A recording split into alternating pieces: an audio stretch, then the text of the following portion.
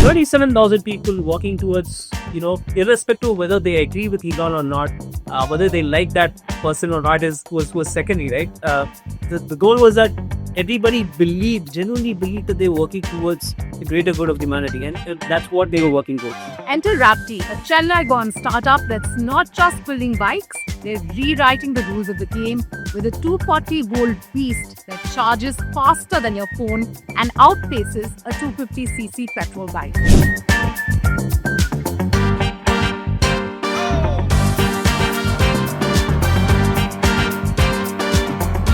When the motor controllers actually started spinning, and we saw our vehicles running on our controllers, I think that was like the point we thought, okay, it's okay if you don't raise your $50 million check in the first year. It's okay if you don't see success in the first year of operations. Success does take time.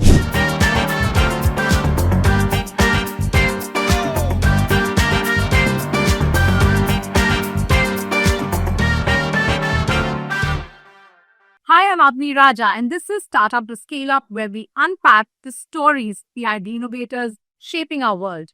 Today, we're diving into a high voltage tale. Imagine this: India, the land of 22 million two-wheelers sold every year, and yet electric motorcycles have barely scratched the surface.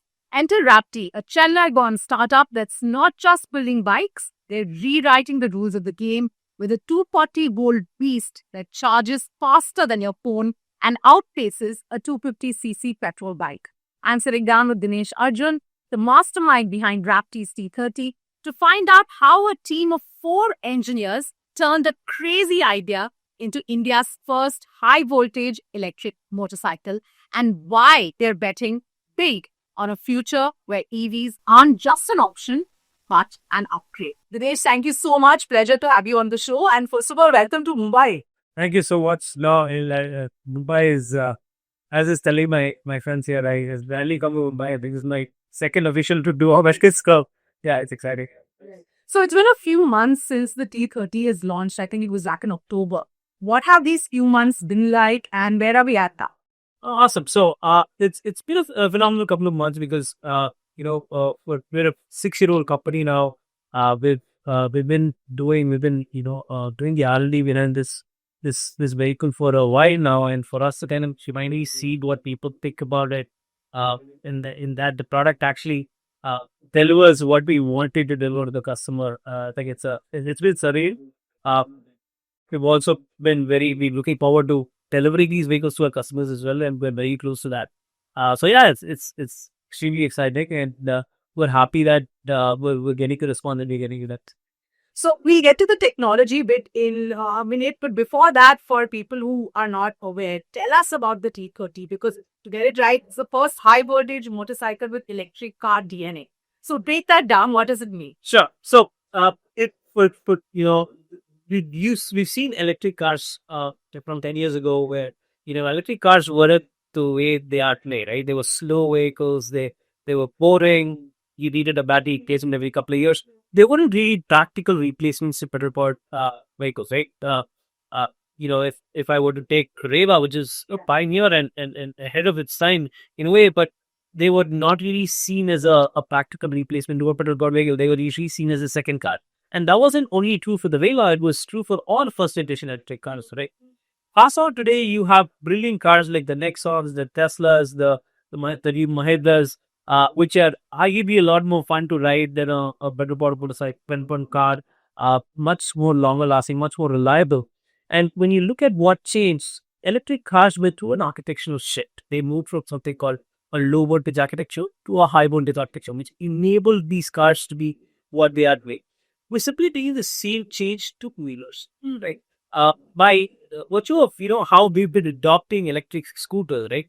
They're largely been coming in from the Chinese automotive industry. And I'm not saying that the products that are coming in from China are of bad quality. It's just that they were built for a completely different use case, right? China uses these scooters from a purely utilitarian point of view, right? We're used to automobiles. Indians don't make rational decisions, but they make automobiles. A motorcycle or a car is a very emotional purchase in an Indian household. So the way we consume automobiles in India is different. So what we're seeing is largely all electric two-wheelers are still stuck in the low voltage realm that we adopted from. So what we're doing at Raptee is simply the seed cheese that made electric cars better than they ever were on the past weeks. We're making electric motorcycles more fun to ride, more enjoyable to use than a pedal board motorcycle can ever. Similar to what Tesla did with cars. Now you are trying to do that with Raptee as well. Sure. Yeah. So let's rewind a little bit because you have a master's degree in engineering from Purdue. You worked with Tesla. You obviously had a lot of options open to you back then. So what made you come back and say this is what you want to do? What was the genesis of that shape? Awesome. So, I think if I was honest, so Rappi is my third venture. I've been into automotive retail and manufacturing for quite a bit. Before I left to do my masters, I did. I had these two businesses running. My dad was an academician. I asked him to retire and come out because I was going to do my masters. So the intention was always to come back, right? My intention was to never stay in the US. Went there to kind of really get a little bit more exposure, see what's happening outside of India, and that was the intention with which I rather that was the reason that I left the US. Tesla was genuinely an accident. That was the main company that I'd apply for, and I had absolutely no hopes that I'd get it. And it was too good of an opportunity to turn down. So I was there for a short while, and then when I realized, okay, if I stay longer, I'm gonna stick here, gonna stay here, and not go back big. Yeah, that's when I decided to go back. Right. So the intention was always to come back. It was just an accident that happened. Yeah. Right. So I have to take a pause here. I ask you about your experience at Tesla with Elon Musk because obviously, especially now, like him or hate him, you can't ignore Elon Musk, and you had the opportunity to work with him. So what was that like, and how much of what you learned at Tesla did you bring back to Raptee? Sure. Tesla was a very different company then. And this is not too long ago, right? Applying at 2019. 6 years ago, Tesla was an extremely different company. The week before I had joined, they had just laid out quite 7,000 people. They were really not even sure if they'll survive through the end of the year, right? So that meant everything was like we talk about frugal innovation here in India, right? I was able to see something very similar there, and not just in terms of using less resources, but really see everybody contribute to one single code. And I don't think I've ever seen that in any company at that scale ever. And I'll consider myself extremely lucky if I'm able to breathe that sort of culture at Rappi. Right? 37,000 people working towards, irrespective of whether they agree with Elon or not, whether they like that person or not was secondary, right? The goal was that everybody genuinely believed that they were working towards the greater good of humanity, and that's what they were working towards, and nothing else mattered, which is incredible. And in some ways, we're trying to bring it or at least build that same culture here at Rapti, where and that's what we're doing with high voltage, for example, right? With electric two-wheelers have been in India since 2008. We've had EVs in India for almost 20 years now. Penetration is still in the single digits. How do you accelerate that? How do you accelerate from, let's say, go from 6% to 60% in 3-4 years? And we believe that high voltage is going to do that for India. And I think that's the same culture that we want to bring it to make that possible. So you also mentioned that initially there was a lot of resistance to this. A lot of experts also came out and said that this is not possible. How did you break through that resistance, and what gave you the confidence that this is a possibility? Awesome question. So 3 years ago, I clearly remember when we met with our suppliers, because see, this is not a single company cake, right? It literally takes a village. We have about 130 different suppliers across India who are coming in, supplying components. And these are individual specific components that are pulled out specifically for Rappi, right? So these are not components that are off the shelf. So if I were to convince a supplier to supply me a component, they need to understand our vision, and they really need to believe that this is a product that will, survive in the market, scale up, for them to be able to invest time, effort, and resources to this product. So getting people to just say, okay, high voltage is a possibility was very difficult.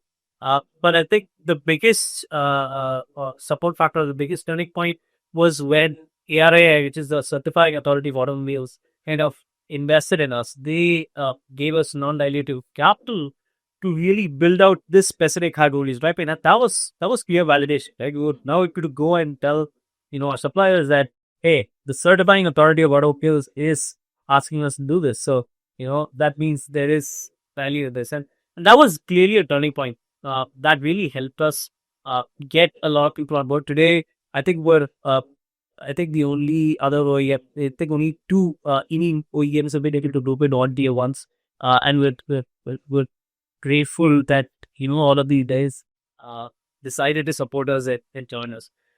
But taking a step back, it's not just about getting suppliers on board, right? So I think the whole high voltage has been it's been an incredible journey. One, obviously, we conceptualized the idea, and when we conceptualized the idea, we were still not sure if it would work. But from conceptualization, doing the R&D, getting the suppliers on board, creating the supply chain ecosystem, because it's not just one or two components, it's an entire architectural change. So we had to create the entire supplier network and create supply chain ecosystem to make high voltage possible. There came validation where we needed to, put it on roads, test it, see if it worked as good as it did, because it doesn't matter if it just works, it needs to work better than what's already in the industry, because otherwise it doesn't make economic sense. Because we're building out a pretty new architecture and a supply chain ecosystem for a product that needs to be better than what's already, but at least price if it can march it, right? And then the last step was obviously certification, right? This has never been done in the industry before, which means there's no standard or regulation that we can just. There's no rule book to say, okay, this is the motorcycle that we built. Certify this, right? We had to we had to literally lobby for it. We had to bring in teams which certify cars who had experience at the high voltage drivetrains, and then we had to sit with the motorcycle certification team as well. And every step of the way, every test that we did, we had to work with cross functional teams to kind of get this running. So it took us about 7 months to get the vehicle certified, but I think it's definitely it's been an experience, it's been a journey, but now we've set precedent for high voltage to happen on routes, and I think that will really help accelerate other OEMs to also get on high voltage. And I think the more competition comes in, the more players adopt this. I think better for the industry, right? It's the market is huge. It's not going to be possible for me to kind of stand in one corner, shout saying that okay, it's time for us to move into EVs. I think it's going to be a collective effort, and we're very excited to see other big players adopt us. So, in that journey that you spoke about, where you had to lobby and go through the entire process, did you ever feel sort of dejected that what am I doing? Is this even going to work? What were those moments like? No, I think there were definitely quite a few times that I felt that way. More importantly, I have three other co-founders, and I felt okay. Not only did I, get into this, call into this rabbit hole, but I've also pulled three other guys in, I'm toying with their lives, right? But I think, like I said, I think the thing that I'm proud of at most that I built at Raptee is the team, and now we've built a second layer and third layer in the company who were extremely passionate at me in this. I think sometimes I even think they're a lot more passionate than we can ever be about what we're building about the company. So I think those guys are the ones who keep us going. We say, "Boss, we've come so far. It's just another step away." So I think that's what's keeping us going. Yeah. And on the other end of the spectrum, was there a specific moment where you realized, that Eureka moment where we've got it, this is going to work? Oh yeah. So excuse me, I want to get a little technical here, right? But usually when EVs, when people make EVs, right, there's a lot of architectural work that happens. Yeah. But one of the components that we could rarely ever touch is the motor control, and the motor controller is an extremely component for electronics point of view, which is usually either where you have technology transfer from China or from Europe, right? So this is a component just that we just couldn't source from anywhere because of the new architecture we're bringing. We couldn't source it from China or from Europe or anywhere from, in the world. So we decided sometime around 2022 that we were going to do it in-house. Okay. But interestingly, obviously, we didn't have the money to get talent who's done that before. Second, obviously, we don't have the equipment to do it, or even the desk equipment to do it. So it was always I mean, it was a wild experiment that you were doing in house, right? But that was the most crucial component in the vehicle itself. So that did run. The entire motorcycles not going to rough it, right? So and that was taking a very long period of time. In fact, I think we got it finally working sometime early last year, right? Which is eerily close to when we had to actually get our vehicles certified. So when the motor controllers actually started spinning, and we saw our vehicles running on our controllers, I think that was like the point we thought, okay, You done it. what we're getting there. So, proper getting- we're done it. I think is still a few months away, but we're getting there. Yeah. Okay. So let's talk about some of your first. Tell me what your first 100 days were like. We started right before COVID. So, in fact, I moved back to India full time when Prime Minister announced the lockdown. So, I was on one of those rescue flights, Canada to Bangkok.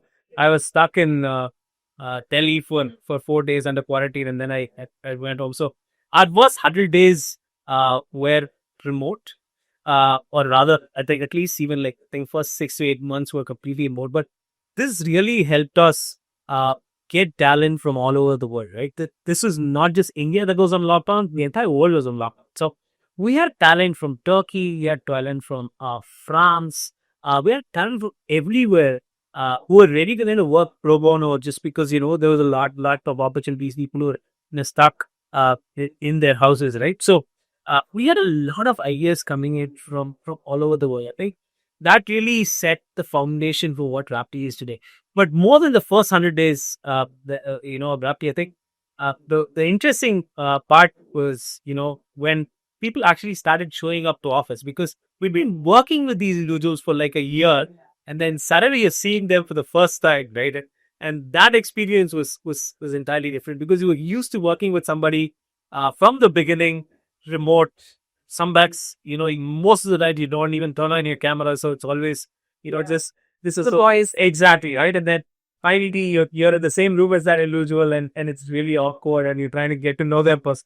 I think those days are really exciting. But yeah, we're very grateful for the guys who kind of we joined us that early on. Some of you guys we couldn't pay at that period of time. Now they're in senior positions here, leading their own teams. So yeah, I mean, it's been really good. I'd say. And this is something that I've spoken about outside as well. We've had our fair share of uh, that days where we've kind of ran out of money. Stayed very close to bankruptcy and closing down the company, and these guys, they've always come up to us and said, just let us know a week before you stop paying us. Keep our bank accounts aside, and that's all we expect. And we're extremely grateful that we got guys who are ready to say that. Right? I think today, irrespective of passion, you still have, money is a very important factor. You have to take care of your family. You have to take care of yourself. And in that day and age, somebody saying that it's okay to don't pay me, just let me know so that I can keep my expenses aside is, I think it's very special. What about your first fundraising? Was it difficult to get money? Did you have to do a lot of convincing? No, so our first fundraise was an interesting experiment because I hadn't ever raised external capital like that before. So we vetted on with we vetted on asking largely people from my alma mater if they'd be ready to invest, they'd be interested to take up this opportunity. I think the first fundraising, the way they obviously set the foundation for Raptee. If not the first round, uh, Raptee wouldn't exist. But I think the real challenge was a second raise, because the first fundraise was largely because they wanted to do something for their alma mater that's outdated, and engineering grads coming out of their alma mater, right? But a second raise was where we were actually really raising capital from VCs and family offices who were actually looking at next, right? I think first round was really them doing us a favor, giving us handing us a check just because they think what we're doing is very interesting, not really looking at how the exit is going to be. But second round was a challenge because we had to kind of transition away from that and now say, okay, this is a product that is going to hit the market. This is how exits potentially can happen. and how soon they can happen. I think that was a wild experience. We went to a lot of people. In fact, had opportunities where we saw people. We got term sheets for people who were willing to invest more than what we even wanted. But we had to be very picky on what their exit terms and all that was. Right? Like there were people who came up to and said, "I'll give you 2x the money that you're asking me for, but I need a motorcycle out in 3 months." And that's not really what you will pay. Today, Raptee is relevant and we still exist today because of the modes that we've been, because of the high moving trajectory that we've been. Uh, if we had gone that route, we'd have been forced to an import competence play a regulated role like some of the other players have. And that again would have been essentially suicide, right? So that was a challenge, right? Like he had never really looked at this big of capital before and never handled that much capital before. And then somebody comes to you and says, okay, I'll leave you $10 million, what? $10 million of capital. How do you take the decision to say no to that person, right? I think that was really interesting. It was a challenge. Uh, and I think the other thing about that was the three other co-founders that I have, they take care of the technical aspects. So one guy is into manufacturing, one's into electronics or this product, and that they completely trusted me on everything. It's the money front, all the money front, right? So it was my call on whether to say yes or no, because if I say no and the company shuts down, it's going to be on me, right? Yeah. So they trusted me. They said it doesn't matter, best and go forward. And I think that also helped quite a bit. Yeah. What about the first T30 prototype? What was that like, and how different is the final product from first prototype? Oh yeah, so this again, we just been sharing a couple of images on the co-founders group a couple of days ago, and we was looking at this prototype from exactly about a year ago, but maybe a little more a year ago, that we'd been getting out for test flights to a lot of people from the media, from the racing world, and the conversation in the group was like, what were we even thinking giving this motorcycle out for test ride, right? So it's even the last year and a half, right? I think the quality of the product and our understanding of what the customer wants from our product is evolved significantly, right? I think not just in terms of finish, and the finish of the motorcycle, but rather how the product, how the motorcycle rides, what is the value that the motorcycle is delivering to the customer.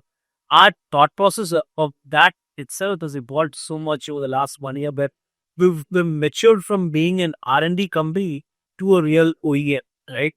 Where we were thinking, okay, just because pushing the best of the technology, best of the innovations into a product, the product's going to sell. That's not how a profit. That's not what's going to sell, right? You have to package the product in a way that the customer really wants to buy.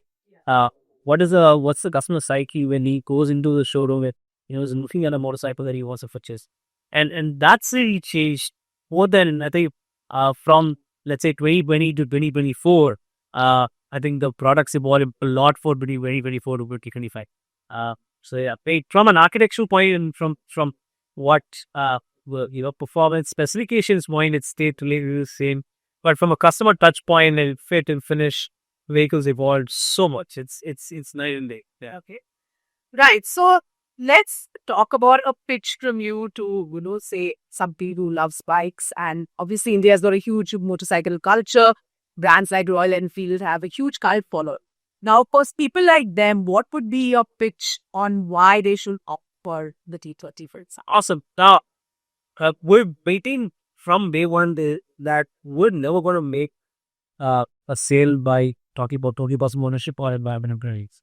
Those are 2 points that we're never going to make, right? So, the pitch to our ideal customer or anybody who's riding in a motorcycle today is simple. Take away the noise, take away the gear changing, take away the heat from the engine, take away the exhaust. Now we're going to give you a motorcycle experience that's pure you and the motorcycle, just that with no additional distractions, right? No distractions at all. People might think, okay, so if we take away the noise, then where's the fun? Take away the gear shift, where's the fun? The acceleration that the electric motor is able to give, especially with the high voltage that they build, is nowhere. The petrol really can come right towards that.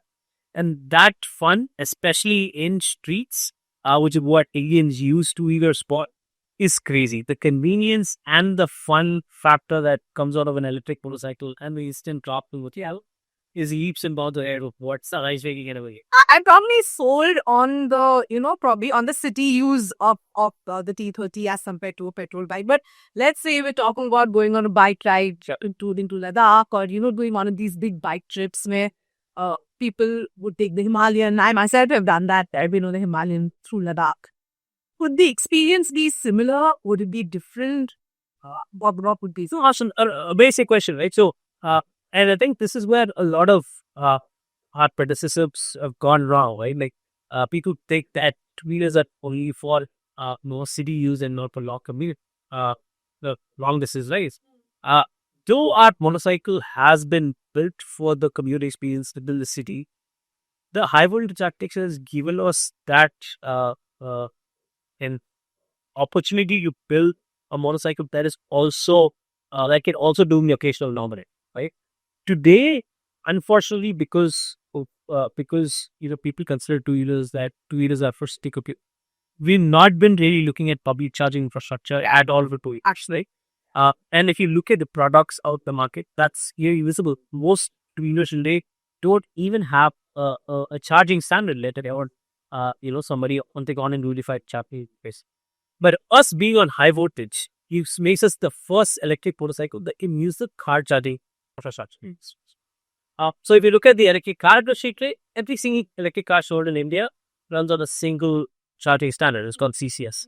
There are about 20,000 chargers across India today. We become the only electric motorcycle that can leverage that stack, right? So Chennai, Bangalore, Bombay, Pune, or Yemfu, Kanyakumari to Kashmir, the only electric motorcycle that can do a long distance trip will be in the T30. So yes, you're gonna have a very similar experience. In fact, as we speak, one of our motorcycles being ridden from Mumbai, Chennai. Okay. We were doing an experiment where we're testing very fast charging and high performance rides back to back to really test the longevity of motorcycle. So yeah. So, just saying that point forward on the charging infrastructure and the EV infrastructure really in India, obviously the dreams are big. There's a huge push for EV, so to speak, from the government as well. Do you think the infrastructure is keeping up pace with the way it's growing, or is that going to be a cyclic factor in a company like yours, for example? Oh, interesting point, Charlie. In some ways, I'd actually argue that the charging infrastructure, see, there are two types of things, right? So one is charging infrastructure, and then there's the grid. The charging infrastructure, I think, is actually has developed faster than the European industry in the industry itself. In fact, now I think the charging industry is looking at underutilized chargers, and that's kind of now plaguing the newcomers as well, right? We're looking at existing businesses which have not really done well just because there's so many chargers in sometimes the wrong places. Because charging is not going to be the same way. You're not going to look at charging the same way that you look at fueling stations, right? Fueling stations are going to be inside the city and outside, but a lot of your charging is going to happen at home, and only when you're doing long distance commute like we just spoke about, or when you really need to choose up your vehicle really quick for an additional run. That's when you're looking at public charging stations, right? So the places where these standards would be now deployed are more on highways than in like crowded cities. In contrast to how you would look at a gas station, right? So I think that understanding is still evolving, but unfortunately, because of that, now there are a lot of chargers that are underutilized in places that they cannot be utilized. The other problem that we're also seeing today, unfortunately, is that since some of these chargers were deployed 6-7 years ago, there was no clarity on staggers as well, GATNet, right? So there are now a lot of chargers that are compatible with most of these electric cars are at years. So that's also a problem that you see on the infrastructure side. So now, as our understanding of how electric cars are being deployed and bought over the next couple of years, I think this will also evolve. On the grid side, I think it's going to be a boon than a babe for the grid. Once we have obviously on one side, the revolution of smart metering coming in, I think we're going to see a ED Tashi actually helping the grid out than actually being yeah. In terms of Raptee's expansion plans, can you sort of draw me a roadmap on what we can expect going forward? Because the D30 is, again, it's not a low-end bike, it's not a high-end, it's somewhere in the middle. Right. So what kind of models can we expect going forward? Perfect. No, so for us, the vision with T30 is that T30 is going to be a motorcycle that really tells the world that, or tells the mass of the India, and an electric motorcycle can outperform a petrol powered vehicle, be a lot more fun to ride, be a much less of a hassle than a petrol vehicle ever was. And it also helps Raptee as a brand build an aspirational brand around this product, right? But the goal for Raptee is not to just stay in a niche, but actually kind of go down into the larger markets in the 100 cc segment and deliver products to the mass and media. Uh, that said, we've taken about 6 years to have come here. We've taken about 6 years to build this architecture out, get it certified, get it tested, get validated. Now we have enough of a modular architecture for us to either go up or go down in terms of price and form, right? The vision that RP now is to then at least deliver one new product every year. That can be on the same platform, which is now to the 30 platform, which competes against the 300cc motorcycles, or a platform a little higher than that, or lower than that, where we're looking at a little both mass market and a little both niche markets as well. But right now, our focus is on T30, 30S. All right, let's get to our rapid fire segment. So, just the first thought or first answer that sort of comes to your mind. One word to describe that. It sound cliche, but today I think Raptee is family pulse. Okay. Your favorite bike besides a Raptee bike, besides a T30? My favorite motorcycle besides the T30, I would say, is the 80450. I think they've done a beautiful job at making an electric scooter. Let's say. Okay. The most innovative feature on the T30? The most innovative feature on the T30 is edge analytics, right? We've spoken about high voltage quite a bit. We're building in a lot of compute power of the motorcycle, so the motorcycle actually can learn. Because today, if I'm getting data from the motorcycle, that's going to be a privacy issue. So how we kind of do analytics on the vehicle itself with the data that we generate from vehicle, I think that's going to be the most innovative feature here. Okay. What's the one thing that you love about your job? One thing that I love about my job is I get to meet new people every day. I'm a very, I consider myself an extrovert. I love meeting people. So yeah, I think that's the big. Okay, yeah.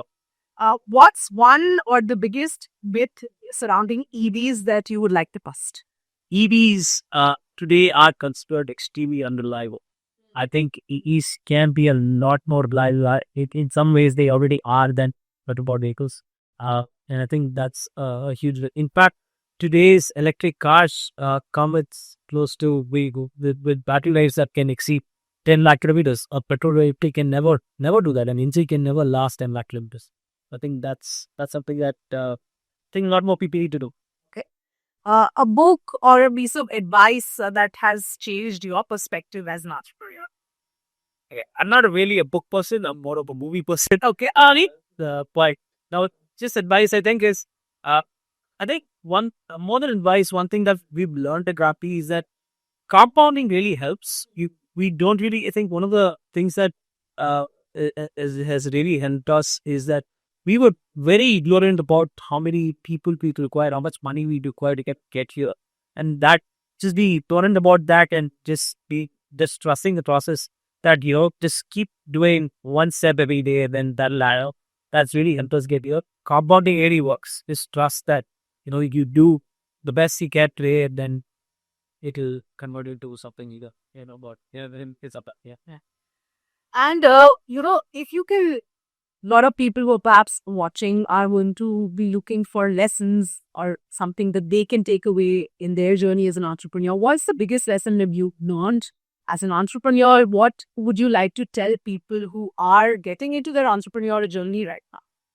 No, sure. So the thing, there is, I think one thing that we, as entrepreneurs, even the co-founders, right, we constantly talk about is the entrepreneur world is runs on publicity, so there's a lot of noise out there where some people get it, yet to get success, see success very fast.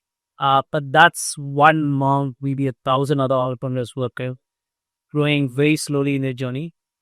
We've also seen people who grow very fast come down very fast. So everybody is going to have their own journey. Everybody's going to take their own time.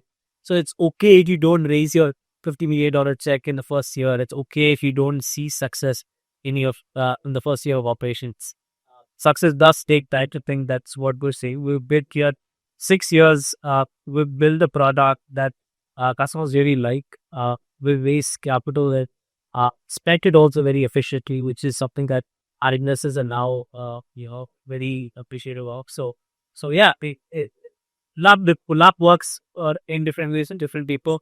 So it's very important for you to not, put yourself down and bother yourself too much about. And another question I had, I mean, now that you've broken, so to speak, this glass ceiling with respect to the T30, how do you think you'll be able to stay ahead of the competition? Because there would be other people who will come in and say, okay, how we can also do this. No, we're actually betting on that. We're betting on people to adopt high voltage drivetrains faster. That's why I said we're setting a precedent in terms of this regulation two-wheelers, right? So we're hoping that more people will come into high voltage, because the more people adopt a standard, the easier it is going to be for the customer to adopt the vehicle, transition to electric. But the other side, we also believe that because it's taking us so long to set this up and set the supplier ecosystem, unless we license it down to some of these, it's going to be difficult for them to kind of come up with this very fast. It's going to take them at least 3-4 years to build a high voltage battery. We're already seeing they come and stop you about this. So that's the headway that we have, and we want to create a brand, build a brand, and build a customer base before they commit summit. But we're really hoping that other summit to. And finally, anything from the government policymakers that you would like to see in terms of policy setting for EVs, for the infrastructure, something that's lacking now, perhaps?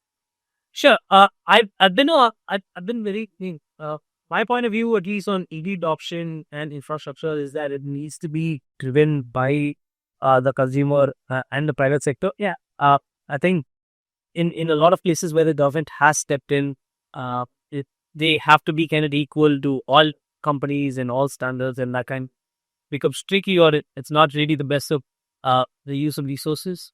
That said, from a startup point of view, they've been one of the companies which has benefited from from government policies quite a bit, from both the state and the center.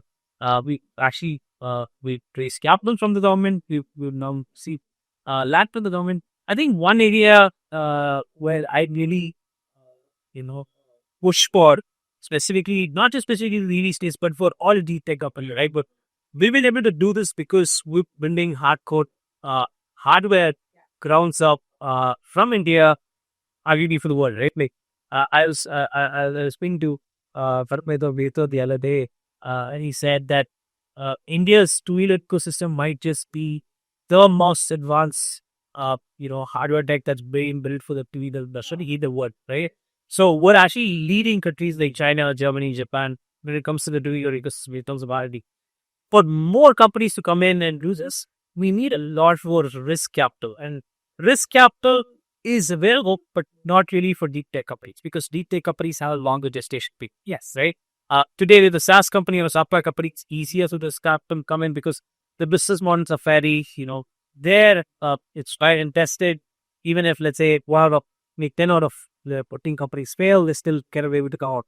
But for a deep tech company, the gestation period is going to be, we're a 6-year-old company, and it's going to take us at least a couple more years before we reach EBITDA positive status, and then a few more years from there before we get good exits to our investors. So it's a 10-year journey, and I think what we're not seeing yet is there's not enough risk capital for deep tech plays. I think the new budget is announced something very interesting on that announced what $10 burst will React space. Hopefully that's going to fuel some more investments in the deep tech, but yeah, there's still a little bit of on that. All right, we leave it there. Thank you so much, Dinesh. Absolute pleasure talking to you. Thanks a lot, mate. Guys.